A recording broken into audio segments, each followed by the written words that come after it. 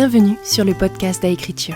Je suis Isa, créatrice du compte Instagram Aécriture et du site internet aécriture.fr, plateforme d'accompagnement en écriture. Dans ces épisodes, on se parle méthode d'écriture, quotidien d'auteur, blocage et réussite. Mon but ? Vous rassurer, vous donner mes tips et vous booster à finir votre roman. Alors, si comme moi, vous êtes passionné d'écriture, installez-vous et on est parti. Hello ! Bienvenue pour ce tout premier épisode de podcast. Je suis à la fois terrifiée et impatiente de vous le partager. C'est une toute nouvelle aventure et un exercice plutôt étrange de se parler toute seule. Je n'avais encore jamais fait ça, donc soyez un peu indulgents, je débute. Si vous m'écoutez, c'est peut-être que vous me suivez déjà sur Instagram. J'ai lancé Aécriture en novembre 2023 et la communauté a bien grandi depuis. Vous êtes aujourd'hui plus de 1500 abonnés et je trouve ça formidable. En plus, vous êtes nombreux à m'envoyer des messages de soutien et des questions et ça me fait chaud au cœur. D'ailleurs, le sujet du premier épisode me vient de vous, de certains de ces messages justement. Plusieurs d'entre vous m'ont contacté et m'ont dit à un moment ou à un autre « J'aimerais avoir ta motivation ». Alors, je dois vous dire que j'ai un peu bugué en lisant ces mots et surtout, je me dis qu'il va falloir être honnête avec vous sur ce point-là. Voilà, je n'ai pas une motivation de dingue. Je ne suis vraiment pas une entrepreneure dans l'âme. Il y a 1 an et demi, quitter mon travail de salarié dans la pub et me lancer dans l'aventure de l'accompagnement m'avait paru le projet le plus simple au monde. Ça semblait couler de source, ça alliait mon appétence pour l'écriture, la psychologie et l'accompagnement. J'aime écrire, je veux partager ma passion et aider les autres à développer leurs projets. Je débordais d'enthousiasme, d'énergie et de conviction. Et si ma volonté première ne m'a pas quittée, l'enthousiasme et l'énergie, si. Et la motivation, n'en parlons pas. Alors attention, je ne suis pas en train de vous dire qu'au bout de 2 épisodes et même pas 1 an de réseau, je vais abandonner, loin de là. Mais je veux juste vous confier une petite part de moi qui, je pense, pourrait peut-être résonner en vous. La vérité, elle est là. Je ne me suis jamais vue comme quelqu'un de très dynamique. J'ai même parfois de gros moments de down. Je vais être honnête, depuis l'adolescence, et ça commence à remonter, j'oscille régulièrement entre normalité et dépression. Alors, on est bien loin de l'entrepreneur dynamique que j'aimerais être. Je ne serai jamais cette nana enjouée, toujours partante pour rencontrer des gens, toujours en énergie positive et prête à tout. Non, je suis l'autre pendant l'entrepreneur, celle qui galère 1 fois sur 2 pour commencer sa journée, repousser ses doutes et continuer à avancer, celle qui, parfois, ne sait pas où elle va et a besoin de trouver du soutien. Je suis comme vous, en fait. Certains diront peut-être un peu trop.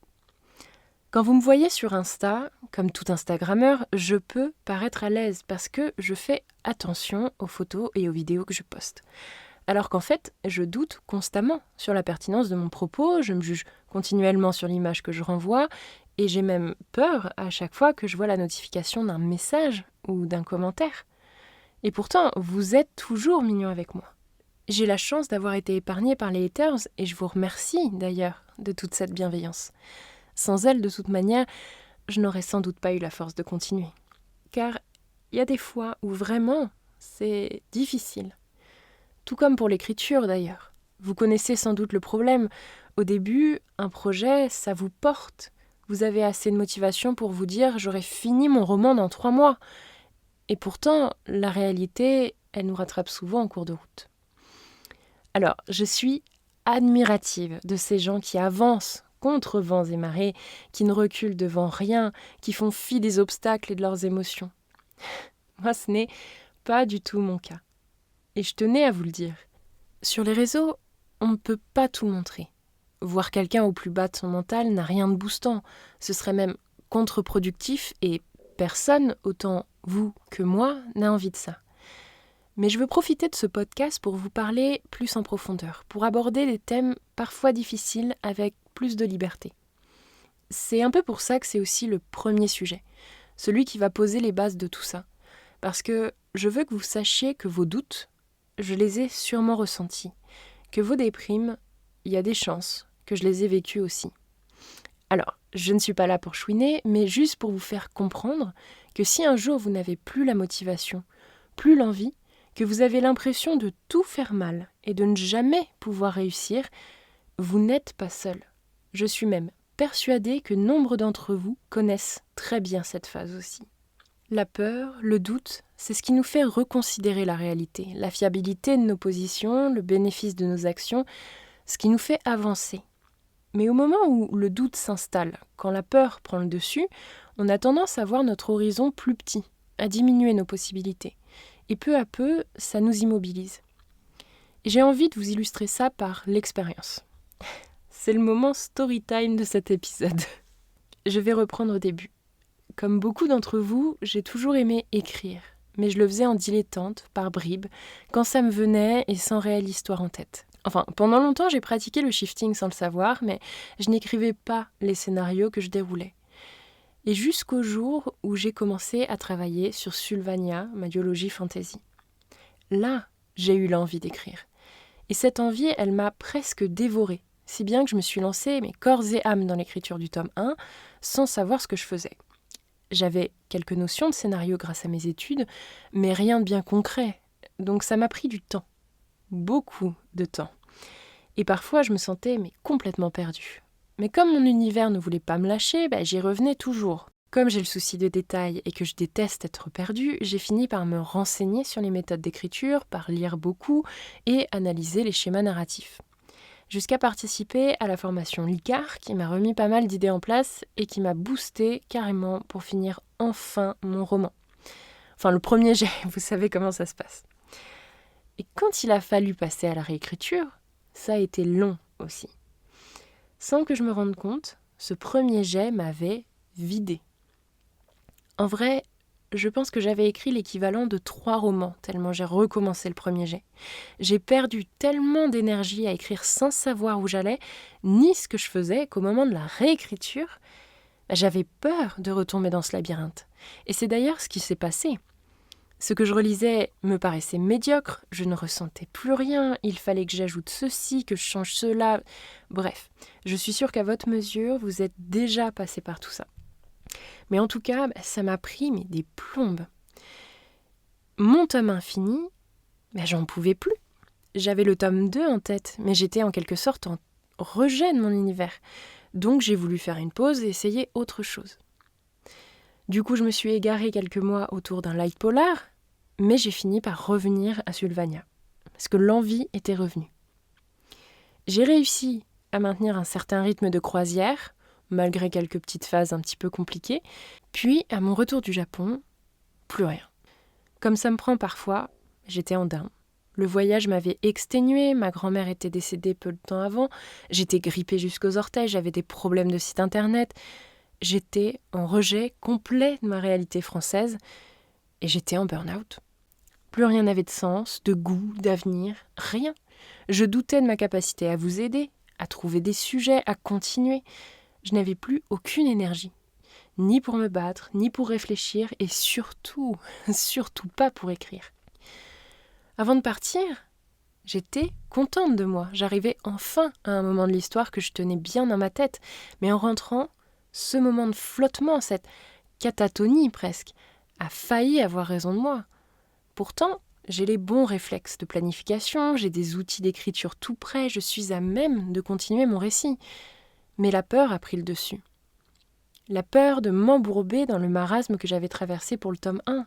La peur que mon histoire n'intéresse personne, que mon intrigue soit ennuyante, que mes personnages soient plats, que mon univers soit OSEF. Il y avait une voix dans ma tête qui voyait tout en noir et me donnait l'impression que je ne savais plus aligner 3 mots. Un bon syndrome du milieu, mêlé en plus à une phase dépressive, autant vous dire, j'étais au fond du trou. Alors, pourquoi je vous dis ça ? Je devrais plutôt vous parler de mes succès, me montrer au top de ma forme et déblatérer des slogans positifs pour vous empêcher de ressentir toute émotion négative. Non, je ne vois pas mon métier comme ça, ni l'accompagnement. Je vous en parle pour vous dire que des moments comme ça, ça arrive et qu'on n'y peut rien. Contre un simple blocage, on peut s'armer d'exercices, de patience, d'outils pour faire face. Mais contre certaines peurs, certains doutes, il faut surtout se préserver. Attendre que la marée redescende pour reprendre pied. Parce que rien n'est perdu. En laissant le temps au temps, je reprends peu à peu l'envie de continuer mon histoire. Je n'en suis pas à reprendre mon rythme de 2000 mots par jour, mais je reprends confiance en moi. Peu à peu, mon énergie se nourrit, se renforce, je me sens plus stable sur mes jambes, je commence à reconnaître le chemin. Bon alors, je me suis peut-être tiré une balle dans le pied en vous avouant ça, peut-être que beaucoup d'entre vous vont voir en moi quelqu'un de faible, d'incapable de vous aider ou de vous accompagner. Mais j'ai envie de tenter le coup, de faire de ma faiblesse une force pour entrer en empathie avec vous. Parce qu'on se sent rapidement seul et incompris face à son écriture et que, personnellement, ça m'a fait du bien d'entendre des auteurs dire qu'ils n'y arrivaient plus. Parce que je cherche sans cesse des nouvelles manières de surmonter mes moments de down, j'ai pas mal de résilience et d'outils aussi à vous proposer. La preuve, la voix dans ma tête, elle est parfois si convaincante que j'ai l'impression que tout ce que je peux faire, c'est abandonner. Mais heureusement, après tant d'années de cohabitation, on apprend à ne pas toujours l'écouter, cette voix. Je la considère seulement pour ce qu'elle est, la voix off d'une peur. J'accepte sa présence, sa manière d'alimenter ma dépression, ma fatigue, mon manque d'envie. J'apprends à l'écouter et à la mettre de côté. Pour ça, je travaille sur ce qu'elle me dit. Par exemple, premier point, je ne vais pas réussir. Mais qui le dit, ça ? Personnellement, je vois pas l'avenir. La seule chose qui est sûre aujourd'hui, c'est que si j'abandonne là, on pourra dire que j'ai échoué. Il faut laisser le temps au temps. Le temps de reconstruire, le temps de faire, le temps d'évoluer. J'ai tendance à manquer de patience sur mes résultats, et pourtant je le sais. Rien ne se crée en un jour. Et il en est de même dans l'écriture. Alors certes, je fais des pauses, j'ai des moments où je n'écris plus, mais tant que je n'abandonne pas, je suis toujours en train d'écrire mon roman. Cette porte reste ouverte. Je peux réussir. Ensuite, je ne suis pas faite pour l'entrepreneuriat. Alors là, je vais pas vous mentir, c'est pas ma qualité principale. Vous l'avez peut-être compris, mais je fais partie de ces gens qui se laissent facilement bercer par le fait d'être un subalterne, par le fait qu'on lui dise quoi faire, surtout quand l'énergie n'est pas là. C'est bien pour ça que je suis restée aussi longtemps dans mon dernier job d'ailleurs. La facilité, c'est réconfortant. J'avais plein d'avantages, des congés, des tickets resto, et quand j'étais down, j'avais juste à faire ce qu'on me demandait, en pilote automatique. Quoi qu'il, j'étais payée. Que mes douleurs d'endométriose m'empêchent de réfléchir, que je sois en pleine forme ou en pleine remise en question, mais ça ne changeait rien. Et pourtant, ça m'a bouffé pendant 10 ans. Le métier de créatif publicitaire n'a rien d'exaltant quand on se développe en parallèle de la société de consommation, quand on veut faire entrer les gens dans notre univers, mais qu'on n'a que 10 secondes de pré-roll pour raconter une histoire, quand on pense différemment que le directeur de création, quand nos idées se font bâcher ou que le client les réduit à peau de chagrin parce qu'il veut une promo toujours plus impactante. Rien que de me replonger dans ces souvenirs, je sens l'angoisse qui revient.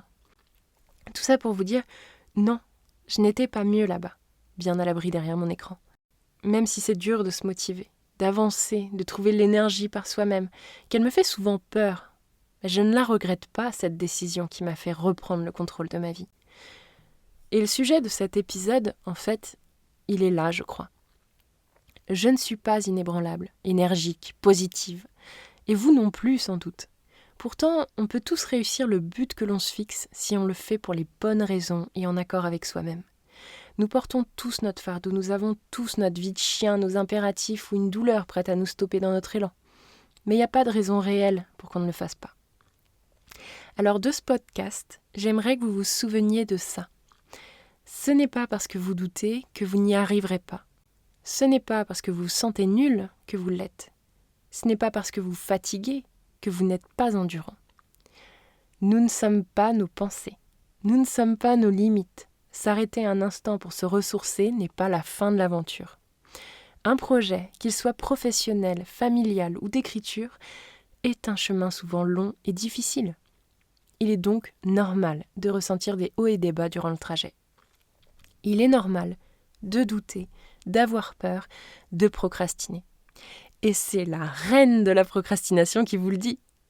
Ce sont des processus normaux que notre cerveau met en place quand un changement lui semble trop brutal. Écrire est une aventure déroutante et il a du mal parfois à faire face. Mais vous pouvez y arriver.